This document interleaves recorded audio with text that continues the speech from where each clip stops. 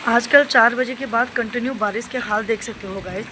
एक तरफ जहाँ गर्मी शुरू होगी है और एसी कूलर बिल्कुल पंखे वगैरह काम नहीं कर रहे हैं, वहाँ देख सकते हो पहाड़ों के हालत। ये है पहाड़ों के हाल। और भाई किसके गर्मी और ठंडा देखते आप इतना ज़्यादा हो रहा है।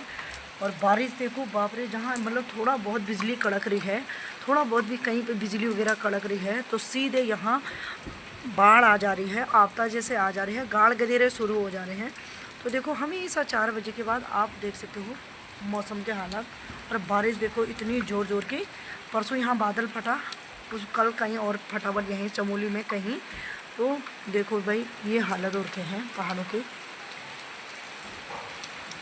और इतनी मोटी बारिश लगी हुई है, ऐसा लग रहा है कि बरसात शुरू हो गई है।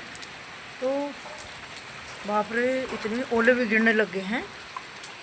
ये देखो गाइस, ओले गिरने लगे।